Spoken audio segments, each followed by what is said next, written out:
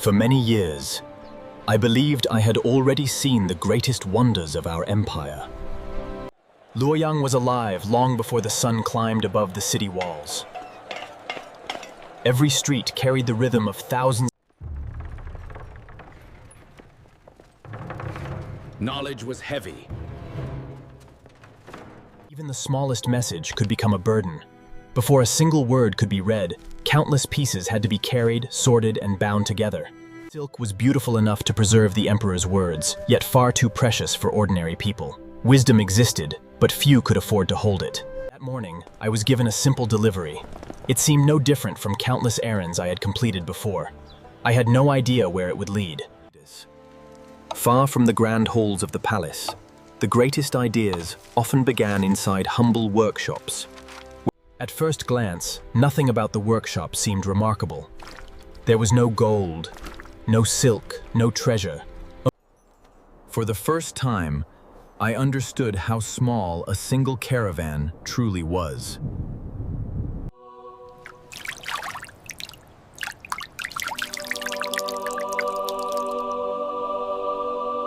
Master Cai Lun explained that every sheet began long before it touched the water. What others saw as waste, he saw as possibility. The fibers had to surrender their strength before they could become something new.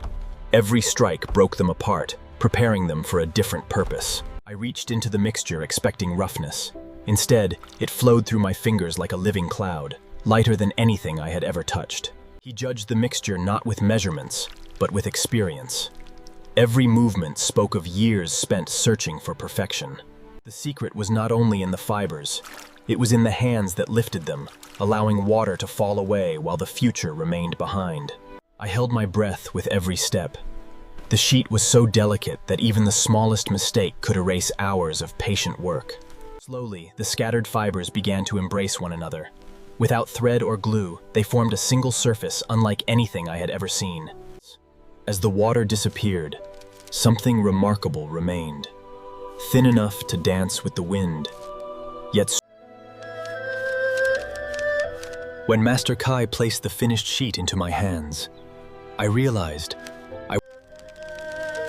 I did not know it then, but this single sheet would travel farther than any caravan on the Silk Road.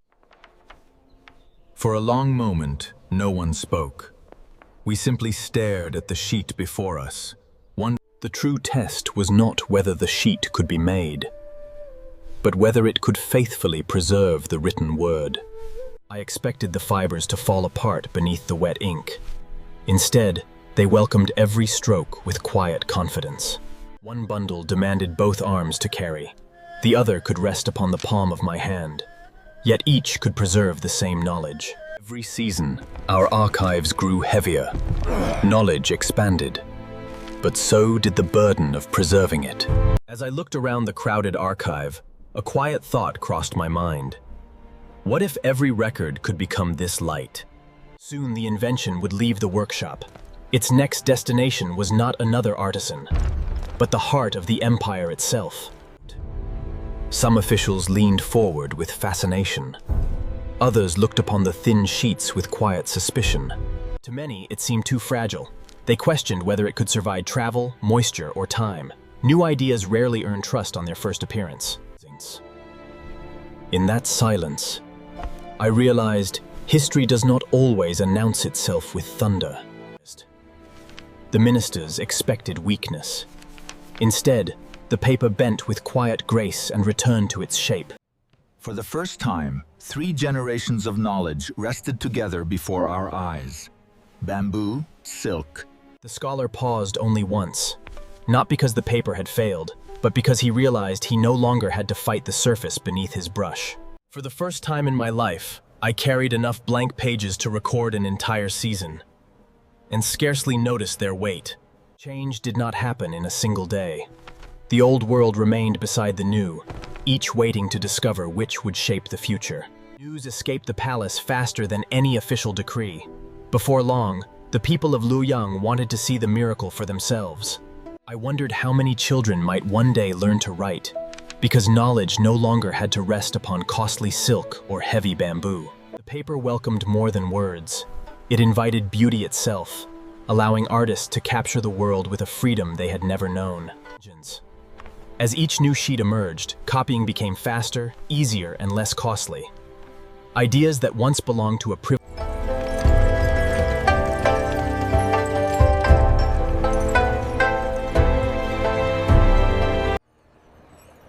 I had crossed these roads before carrying silk and jade. This time, hidden inside an ordinary... The city faded behind us, but I carried the feeling that history was riding alongside our caravan. Most visitors came searching for silk, spices, or precious stones. None of them expected that the greatest treasure in our caravan weighed almost nothing. He turned the sheet toward the sun again and again, unable to believe that something so thin could be made by human hands. Every civilization had discovered its own way to preserve knowledge. Yet none of us realized that a quieter revolution now rested between our fingertips. The Silk Road had always carried goods across continents. Now, without anyone realizing it, it had begun carrying an idea. Around the fire, merchants spoke of gold and kingdoms. I found myself thinking instead about a fragile sheet resting safely inside a simple wooden box. Despite the miles behind us, every sheet remained intact. The invention had survived the road that tested even the strongest men. I could not see the centuries ahead, yet somewhere deep inside, I felt that these humble sheets would outlive every road I had ever walked. Empires would rise and fall. Roads would change. When I returned to Luoyang, I found that the city had already begun to change. The invention I had witnessed was quietly becoming part of everyday life. The archives no longer groaned beneath impossible weight. Knowledge had begun to breathe more freely. Perhaps the greatest miracle was not the paper itself. It was seeing children hold the future in their hands. Books became easier to create, easier to carry, and easier to preserve. With every page, wisdom traveled farther than ever before. Paper did more than preserve knowledge. It gave imagination a lighter canvas upon which to dream. What had begun as an experiment inside one quiet workshop was now touching every corner of daily life.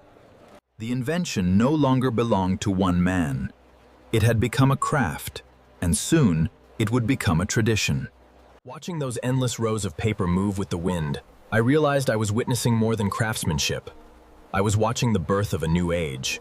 Some inventions change the lives of those who create them. Others quietly change the destiny of everyone who comes after. Empires measure their greatness with monuments of stone.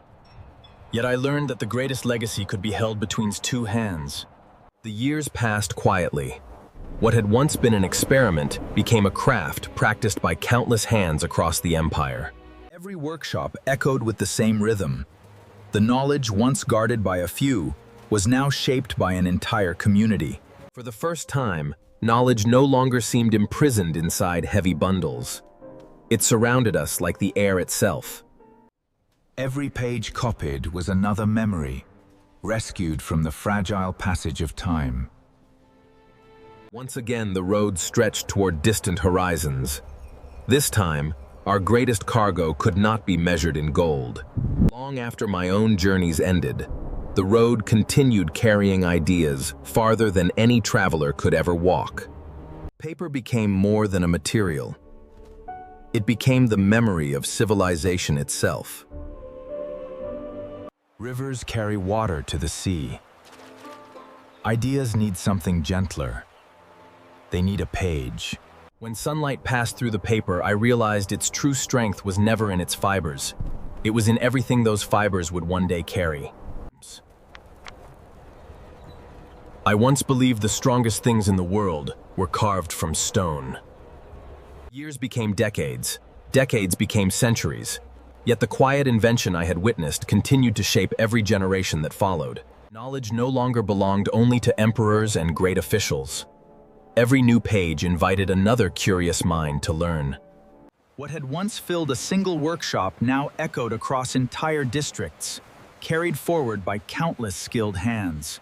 The mountains tested every traveler, yet the fragile sheets survived beside us, crossing barriers that once seemed impossible. Every exchange carried more than merchandise. Ideas quietly traveled from one civilization to another, hidden inside ordinary trade. I could never know their names. Yet I believed every future discovery would owe a silent debt to this humble invention. The greatest inventions do not remain inside palaces. They become part of ordinary homes, quietly changing everyday lives. The workshop looked smaller than I remembered. Yet from this humble room, an idea had grown large enough to embrace the world. It was still only a single sheet. But now I understood that even the lightest things can carry the greatest weight. I left the workshop behind, but its greatest creation would never leave me. Wherever knowledge traveled, a part of that day would travel with it.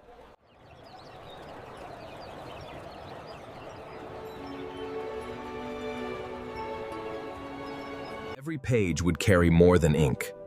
It would carry curiosity, imagination, and the determination to remember. A civilization is remembered not only by the monuments it builds, but by the ideas it chooses to preserve. The Silk Road carried silk, jade, and spices.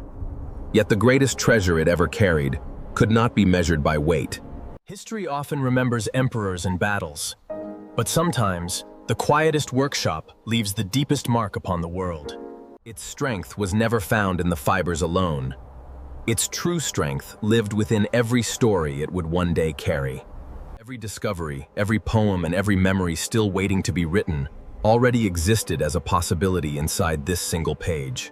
My journey would continue beyond the city walls, but wherever I traveled, I would remember the day the future first rested in my hands.